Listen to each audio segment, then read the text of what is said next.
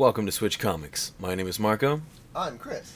Today we got a pretty hefty stack of new comics, as well as a couple slabs in there that I'm going to show off at the end. So we've got a couple things back from CGC. Then been waiting on for a little bit, not too terribly long, feel like maybe a couple of months or so. But anyway, let's go ahead and get into... Well, I guess before we get into it, quick reminder, I put out the giveaway details video. So you have until next Thursday to enter into the giveaway. If you haven't checked out that video, go watch it and enter in and giving all kinds of stuff away. And I'm even linking you to other awesome giveaways that I found. So there's just lots of free stuff going around. I feel like the odds are forever in your favor if you if you enter everything. But as well as we're having a Sunday night stream. Yes. We'll go over that in a little bit. Let's talk about some comics first. So starting off here with Iron Cat number 4, we picked up the B variant here, which look at the cute little kitty. I didn't really like the A cover, but yeah, I like this one. And Iron Cat has been pretty solid. I've been enjoying it. It's been a fun series. I think it's just a 5-parter, so it's about to end, I guess. But yeah, it's been pretty good. It's always good to see Black Cat back, and with Iron Man to boot has been pretty fun. But then we have Strange number 6. We picked up the Hispanic Heritage, or whatever they're calling these variants, for the America Chavez, which is just a really cool cover and really cool book. This week, yeah, I thought it was really fun. Or this issue rather, was a real Wong centric or focused issue. Which I'd say, drops off a little bit, because last issue was probably the best issue of the series, of a really good series. But this one was pretty cool as well, and setting up some interesting things moving forward. But yeah, I mean, this series is giving Moon Knight a run for its money. And I know it's the same writer, but I mean, so is Iron Cat. But like, Iron Cat easily is, like, I don't even like Iron Cat as much as the last Black Cat run by Jed McKay. I thought was really good. Which I like Iron Cat, don't get me wrong. But then above even the Black Cat series, I would put Moon Knight and Strange. And for a while there, it was like Strange and then Moon Knight. But obviously, we're only 6 issues in on this.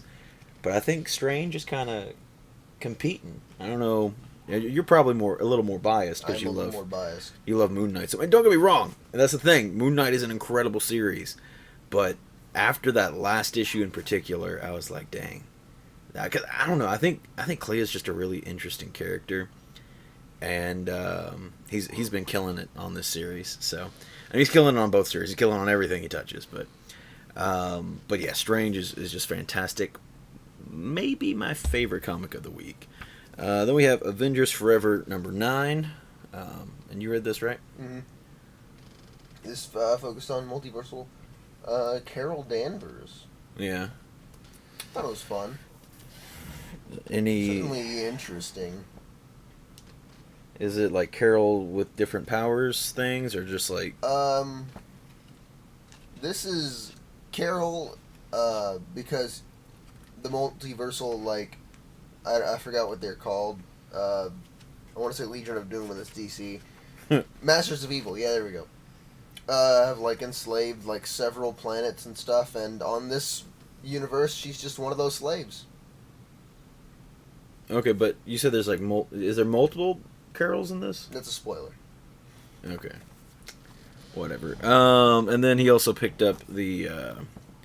Spider-Man variant, because they're doing Spider-Man variants on pretty much and I like the shape of all that kinds Venom. of stuff. And then you have this really nice Axe Judgment Day. Is this number 5? Yeah. Is this the final one? No, they have one more after this. One more, okay. And a bunch of other books related to it. It's a sweet cover. Anyway, so still going strong on Axe for you? Still going really strong. Yeah. They've... people die. Yeah, I might have to... That's the biggest spoiler I got for you. Might have to go back at some point and read that one. And then you're on Avengers number 60, the big 6-0. Shoot. Hold on, that was the first one I read. I forgot what that was. Let me flip through for a second. Got a cool, well, hold on, cool Spider-Man variant. Yeah, I like it a lot. Which is maybe my favorite of the Spider-Man variants I've seen so far. Oh yeah, this one follows Hawkeye because it's a Axe tie-in. Yeah. And every character is being judged, and so this is Hawkeye being judged. Yeah, it's going all right for him. Eh. As well as it can be. All right, and then up next we have Edge of Spider-Verse number 4. Now, I didn't get around to reading this one. I'm halfway sure that I maybe read the last issue, but not 100%. It's been a pretty fun series. But yeah. I know I didn't read the last one. Also, I had a bunch of voiceover work to do today. So, like... No, I still read the second one. Yeah, I had a lot of stuff to do today. And still have to edit this video and all that kind of stuff. And then also didn't get around to reading this one, but we have the last one either. Jane Foster Thor number, what is this, number 4, right? Really, really awesome Lady Sif cover. I think that one is really sweet. And then New Mutants number 30. No super great covers on this one. I mean, this one's fine. There's been some really good, I mean, I'm mainly in this, just for cool magic covers, but yeah, I am, even though starting this series super late, I think I only read one issue and then I just been behind. And then picked up an awesome Art Adams X-23 on this Exterminators. No. Exterminators number 1. I didn't check it out. I don't care. I just want this cool Art Adams variant. And that's going to be it for our Marvel stuff. And then now I guess we can talk about first stream tonight. We're going to do, what'd I say? Broforce. We're going to play some Broforce. Don't want to hop into anything super time consuming or constrictive to make us feel like we're kind of trapped into anything, because we're going to be doing our bonus streams. We hit 1,000 again. 1,000. Check out the giveaways. I forgot to bring it to show it, but that's fine. Believe us. That's fine. It is very, very big. It's going to take a long time. So we're going to do a bonus stream this Sunday at 8 p.m. Eastern Time. Where we're going to start on it. And I don't know how long we're going to go. It's just going to be one of those... Yeah. Until we're tired. If you've been checking out our streams, probably roughly, usual kind of maybe 11 o'clock, maybe 12 I guess o'clock. Until we run out of viewers as well. That could be a possibility. I don't know. It just depends. Well, if there's people to talk to, it'll keep us on for longer for sure. It'll give us Michael, I understand it's the next day, but come on. I mean, theoretically... It's 9 p.m., Chris. Theoretically, if the stream was popping, and we stay up late anyway, like I could see us going into 2 in the morning or something, but usually on our Wednesday night live streams, they usually start dying down, I'd say, no later than 11, I say. Yeah. I think, roughly. I don't know. We just wing stuff, But, yeah, so, it just depends. And also when we get tired and feel like, I don't know, hopping off to eat or whatever. And then Monday, this upcoming Monday, we're going to be doing a really long stream. If you can't be there the whole time, we get it. It's fine. When are we starting? I don't know. I don't know yet. I think it'll depend on Sunday night. If we, end up streaming pretty late, it probably won't start too early. Completing it. But I'm thinking maybe roughly 12. 12? Yeah. Sound good to you? Yeah.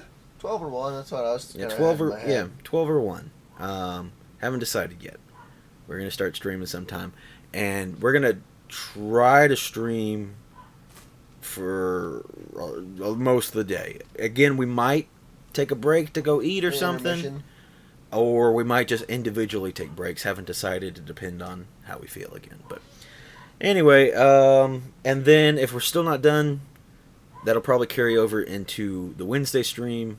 next week. And if we're still not done, then we might do a bonus Friday stream. I don't know. We'll see. We'll make it up as we go along and see kind of how far you get into the build. We're going to play it by ear. Pretty much. I mean, I don't think there's much of a way to do it with something like this. It's not like you have experience. It's like, oh yeah, I can get the Star Destroyer done in this amount of time. You don't know. You know what I mean? Like, it's not something. And even once you do this, I don't think we'll have an opportunity to do it again. I wonder if it's going to even be Star Destroyer shaped by the end of the first stream. I don't know, because we're not going to get too... I don't imagine there's going to be too much progress on that one. But I don't know. I've never seen a Lego that big, because it's going to be massive. It's going to be like literally as big as the couch, I think, almost. Mm-hmm. God, I can't wait. But yeah, it's going to be pretty crazy. I love it. But anyway, let's go ahead and get back to the comics. I did find some tiny TIE fighters, by the way. Sweet. Yeah, he found a little tiny TIE bomber they bought the other day and showed me. And I'm like, oh, that'd be so cool to put around the Star Destroyer. They're not to scale with the other TIE bomber. I don't... We'll figure it out. Yeah, we'll figure it out. Anyway, so then we have Star Wars Hyperspace Stories number 2. I did not read this one. Did you, Chris? I read it. It was fine. I didn't like the first issue, so I was like, I don't care. Okay. Yeah, and so, me. Next is Poe and Finn. Me. And then moving on to Vader. What number is this? 27. Yeah. Didn't read this one. There's the A cover, and the really cool I keep want to say Cad Bane, Darth Bane cover, which is a new armor design for him, one we've not seen before, which is curious to me, as to why they're doing this now. This isn't the one we haven't seen before. What are you talking about? That's what I don't know. What I read on Key Collector. This is the one we saw in Clone Wars. Well, maybe not in comics. Not in comics. I mean, yeah, no. This is the one we saw, and this is the canon. Yeah. So I do want to read that again, but still, like, why? Because there's another one that kind of was like, why? There's that future. Keeve Trennis, is that the person name from High Republic? I thought was a really interesting choice, because she had the double-sided lightsaber. What, you gotta do that right now? Okay, so Key Collector says first cover appearance of Darth Bane in Marvel Star Wars canon and new character design. So which is kind of a weird way to put that, as in Marvel Star Wars canon, because he's not in the story, he's just on the cover. But I guess this is his first canonical design cover, which is a weird way to put that. But regardless, I mean, first of all, just really, really rad cover. But cool to get a comic with him in it. Is it just that Sprouse is a Star Wars fan and he's just doing whatever character he feels like it? Or is this, a biting of what may come in the future? Hard to say. Might be looking too much into it. Might be too hopeful. But I think it's time they really start doing movies, shows, and comics that aren't so focused on, the original trilogy and Mandalorian time area and all that. It's like, spread out. Do some other things. Do way in the future, way in the past. I don't know. It's what I want to see. And then, speaking of Mandalorian, we got Mandalorian number... What is this, 3? Number 3, yep. Which is a pretty fun cover for the cover A here. I really like it a lot. I like it better than the one you picked. The one you picked is just kind of... It's cute. I like it. It's got the little Grogu. Look, it's got Grogu. He's reaching for the ball. Mando's like, "Oh, I told you can't have that, but maybe I'll let you touch it a little bit, It's super cute. So we were fighting. To me, another reason why I was which again I like this cover. I was kind of against this cover, because it kind of doesn't have like Star Wars vibes to me, if that makes sense. I think I don't know, or more so has like almost like little Golden Books energy. Yeah. Like, not quite there, but just like it looks like real kiddie, and it's a cool cover. I didn't even think that. I think it just... I like the way the... Oh, shoot. What are those things called? Screaming Mimes? I don't know. I like the way they're kind of blurred in some spots and not in others because of the way the... Whistling Sparrows? I think so. I don't think that's right, but I think it's like... we're like in the ballpark. Yeah. Anyway, that's it for the Star Wars stuff. And then we have Batman Tonight, number 9. One Oh, left so close to the end. This. So we're meeting Ra's al Ghul in this one. Interesting. I don't know if this character Anton, because I'm not a big DC guy. So at the beginning, he meets this character and he's been with him through this whole series. Been a bit problematic. It's almost like, in an alternate timeline, he could have been like a side, or not really a sidekick, but a full-on one-to-one partner for Batman, But things obviously don't go that way.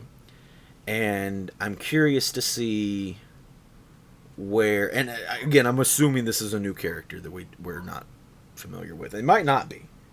If Anton is someone that is obvious to DC people, I guess let us know. Yeah. But Or if he dies in the next issue. He what's the thing? Like, he can maybe just be dead in the next issue, and then he doesn't. It's like that's why he's not in the rest of Batman's life. Maybe, I don't know. It'd be kind of a power play to introduce him in this like origin story, and then introduce him as like an antagonist or something later on. Like to kill him and then resurrect him in the Lazarus pits or something. And see, here's the thing though. That'd be kind of cool. Here's the thing though too.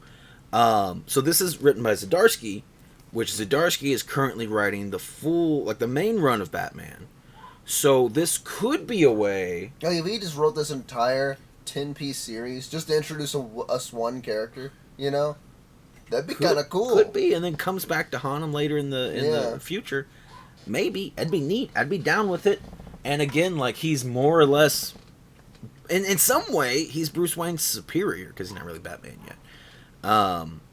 But he often is one step ahead, or 5 steps ahead, So I think it'd be neat to reintroduce him later on down the line, and maybe he's been training and getting stronger and whatever too. Maybe he's Ratman, I don't know, But then that's it for our DC. Moving on to our indie stuff, which, starting with our super indie stuff, we have Santos Sisters number 2, which this was sent to me a while back. I did a review for Santos Sisters number 1 on my Indie Comics Spotlight, and I was going to try to do one on this issue because, again, this one was sent to me for free as well. But it's just been a busy week. We already had to do a bonus video for the giveaway thing. I came out 2 days ago, 2 days ago. I don't know. I don't remember. I don't know what time it is anymore. It's not real. And then we got the bonus streams and everything happening this week, and it's just like, I don't know when I'm gonna have time to do anything. So I was like, I'm just gonna put it in this. I'm talking about comics. Here it is.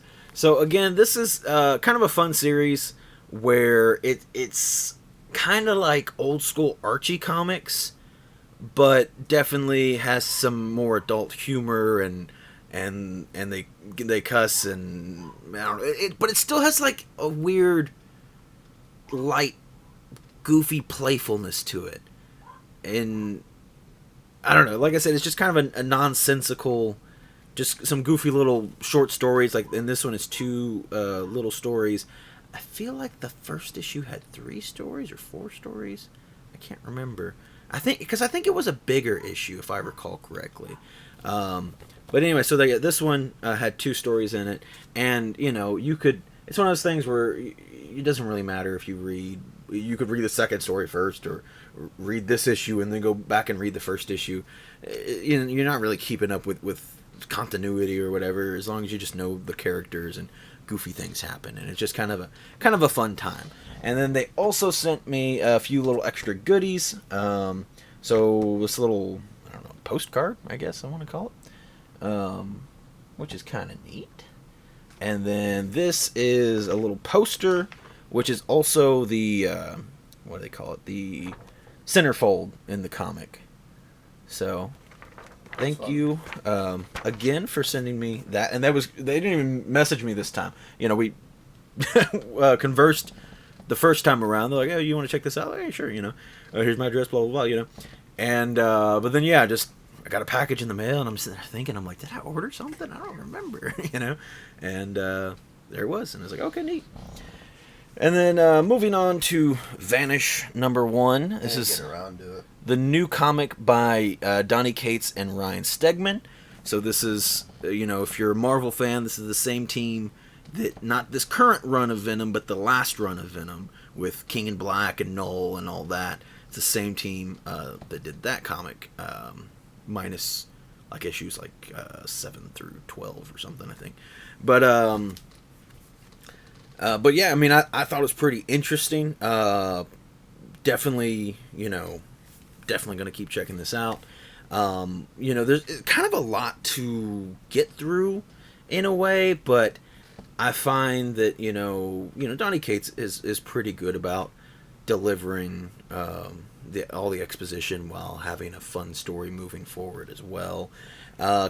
So, kind of I don't exactly know yet, because I don't have all the information about this world, but it seems kind of almost like a superhero world, kind of adjacent to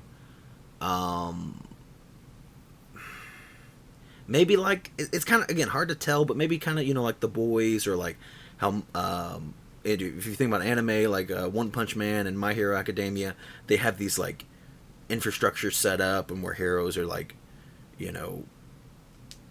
more of an organization, I guess. Kind of seems like that, but I think it's either all or mainly magic users. It's kind of hard to say.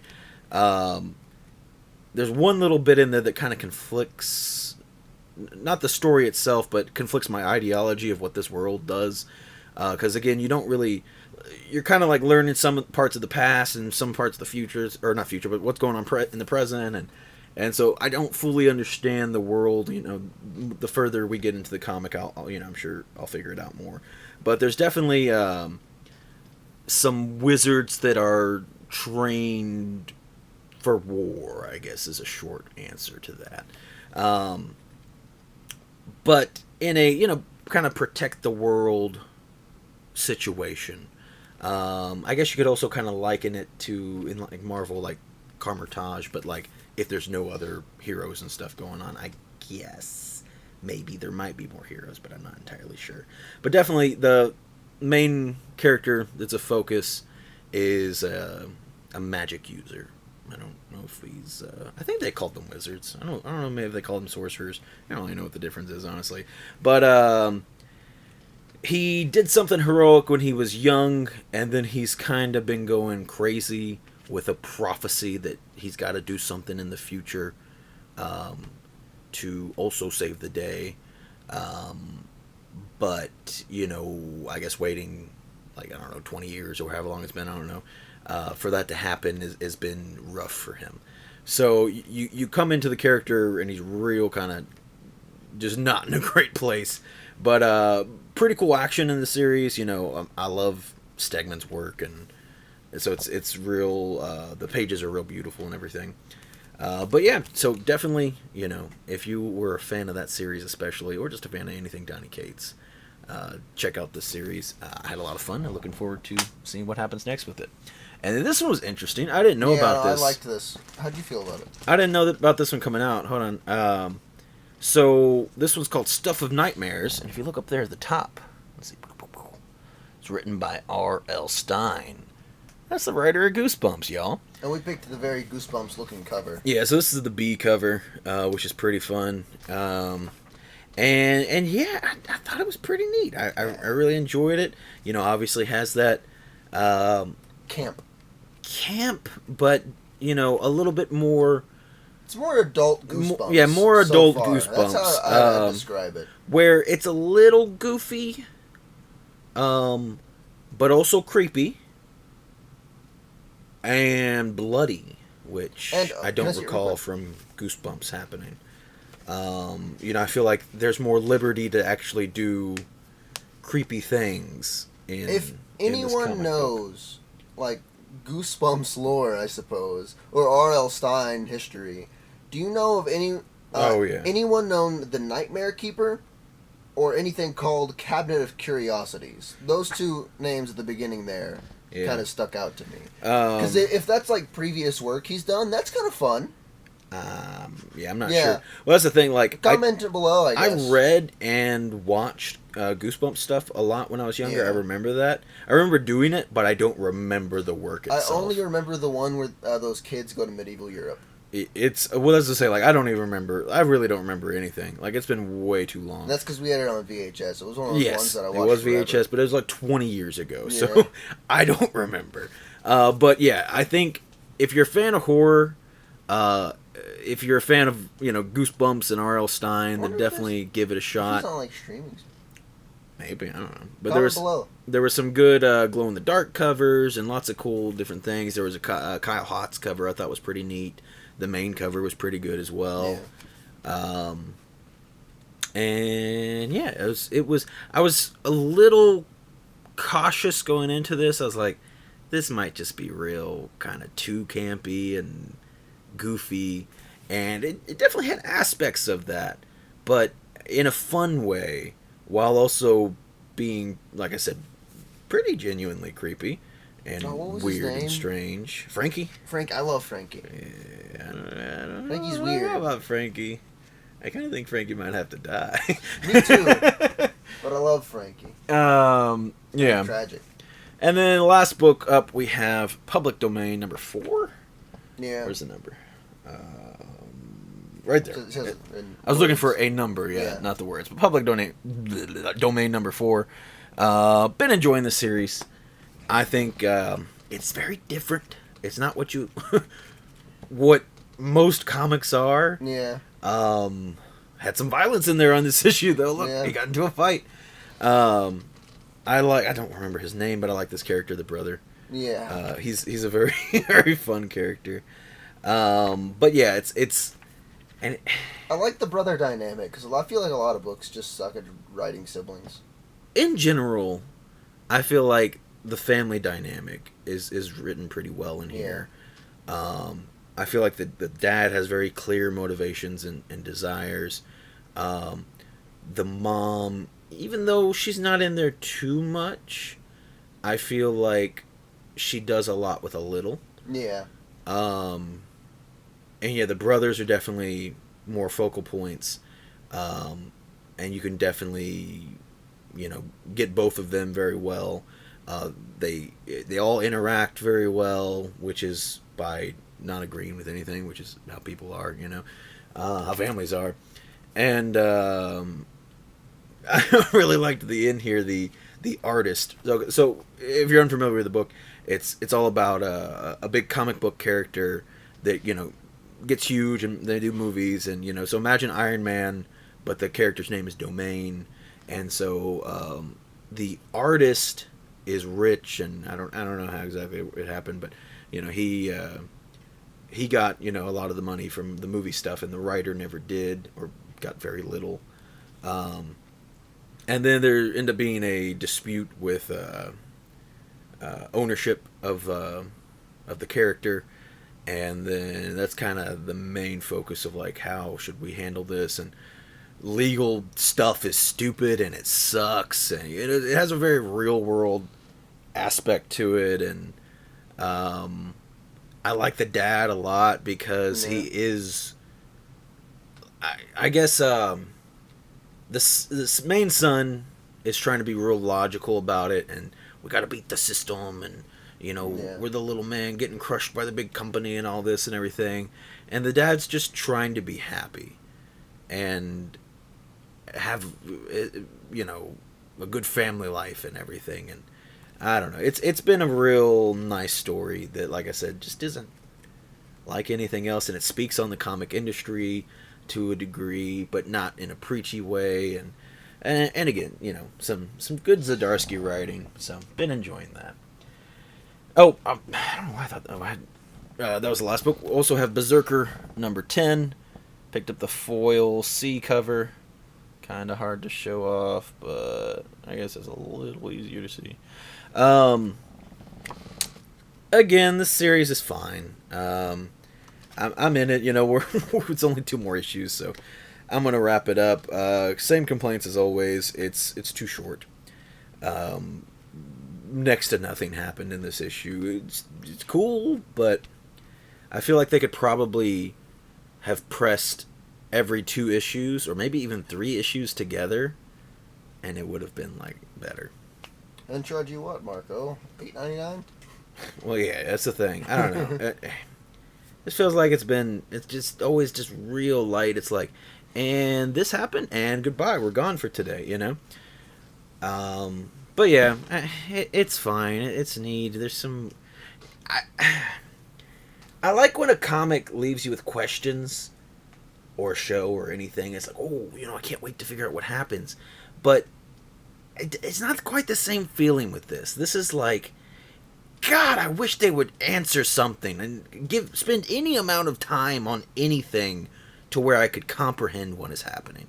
Because it's kind of just, well, that's kind of neat. What was it? You know? Like, it's hard to explain, because I genuinely do love a good cliffhanger where the point of it is, I guess that's the big difference.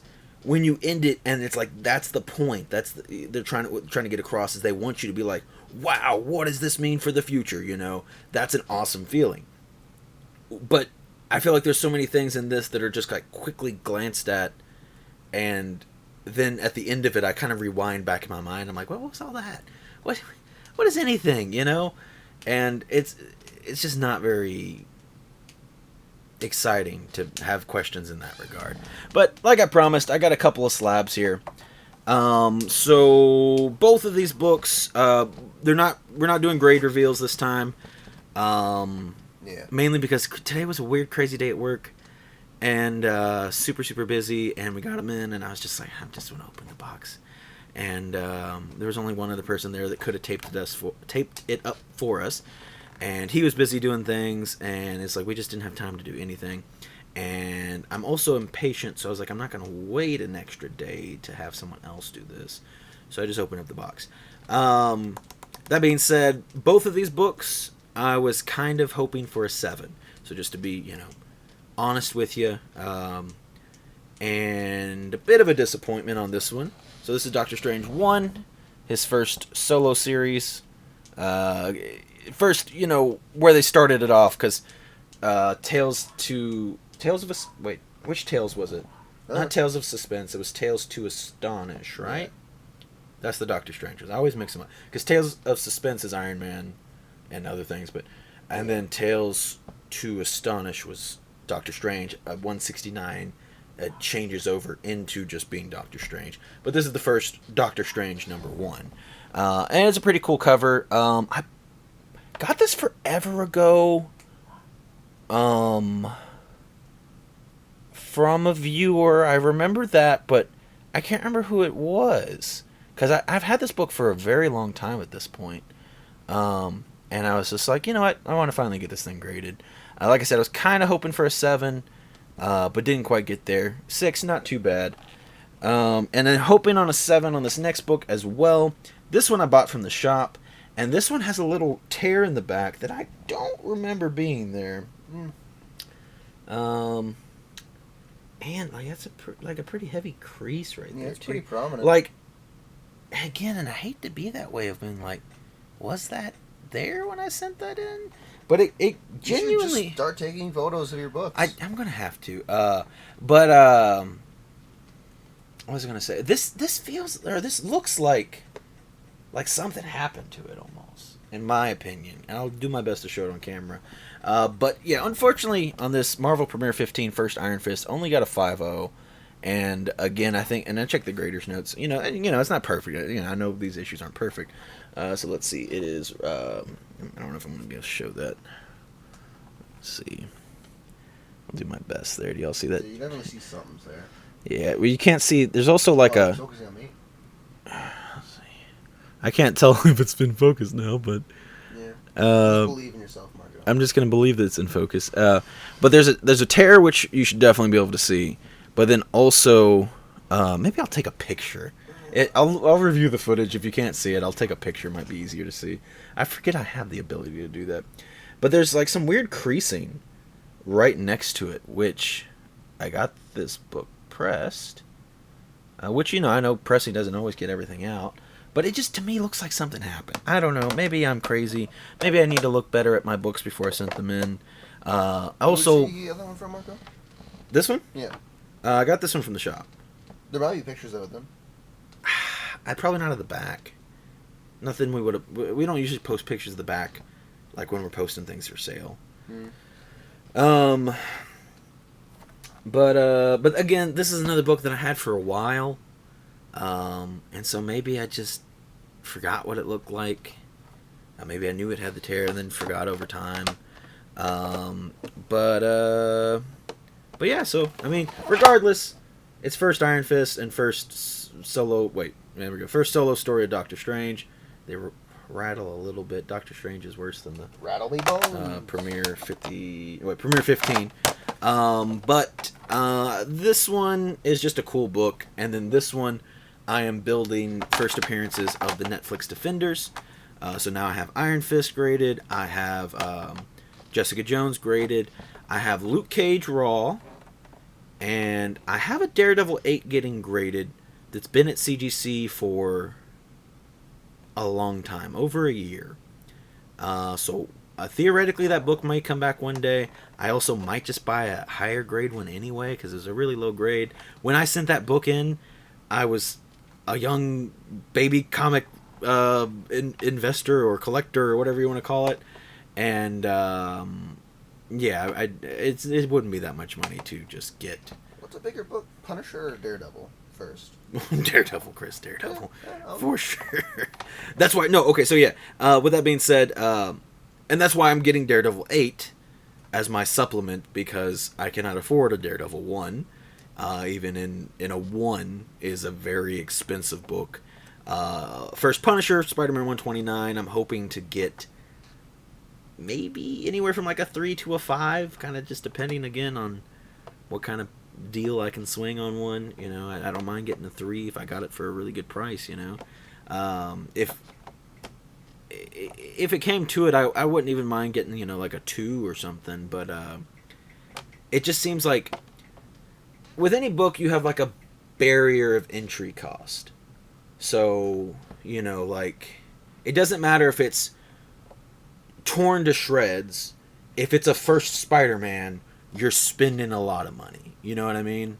Compared to a first Iron Fist, for example. If this book was torn to shreds, you might find somebody that'll sell it to you for $10 or something. It's like, hey, it's completely destroyed, ready to disintegrate. But it is first Iron Fist. If you want it, $10. Stuff like that might happen. But yeah, I mean, if it's a page of first Spider-Man, you're still paying, I don't know what pages go for, but I assume at least hundreds of dollars, Yeah. But anyway, so like with, where was I going with it? With Daredevil, I think? Was that what I was saying? So with Daredevil, the barrier to entry, even like at a 0.5 or a 1, is still, so high, where it's like, if I was going to spend that much money, like, it's probably going to be, I think I saw a 1 go for maybe, like, $2,300, something like that. So I want to spend $2,300, then it's like, well, I might as well spend, like, relatively a little bit more. So if I'm spending, for example, $3,000, like, that might be able to afford me a 3 or a 4 or something. And it's just one of those things that's like, once you, like, to get into the gate, it costs so much. But to upgrade a little bit really isn't that much more, comparatively speaking again. But, and kind of like the same thing with my Fantastic Four 48. I was originally, again, just because I wanted the book, But again, I didn't want to spend too much money. I was hoping to spend closer to $1,000 on that book. But then, doing the math, and I also got a pretty good deal on the book, I think. And I was hoping to get like a 1. I didn't really spend that much more, and I got a really sweet, awesome presenting 3.5. So, eventually I'd love to get a Daredevil 1, but, maybe just kind of wait to get like a 3 or so. I don't know. Hard to say. But anyway, that's going to be it. The way the werewolf, Werewolf by Night, yeah, curves, it goes like perfectly around your head at some points. I am the werewolf. Is that better? Yeah. Perfect. I could be mocked up to be a werewolf. Anyway, just give you some fangs. There you go. Done. But so yeah, check us out tonight, live stream. Broforce. I almost said Werewolf by Night. We're just gonna watch the Werewolf by Night trailer on repeat. 7-hour stream. Until we start to learn every word and we start repeating it, and you have to repeat with us. Yeah. Or you're kicked. Yeah. Even though you're on a delay. Anyway, and then other videos this week. I'm not entirely sure what's gonna happen. It's kind of going to depend on what I have time for. But at least definitely, we got our live stream going to be Sunday night. Which Sunday. I'm hoping people can tune in for. I know it's an unusual night, but again, so that'll be our official celebration for getting to 1,000 subs. And that'll carry over into Monday all day, into probably Wednesday. And then maybe some other time after that. I'm tempted to time it. Set a timer. I don't think you need to do that. I think we can just be like, hey, this stream was this hours long. I want to get it down to the second. Well, that's stupid. But anyway, thank you all so much for watching. Like I said, if you haven't checked out the giveaway video, definitely do.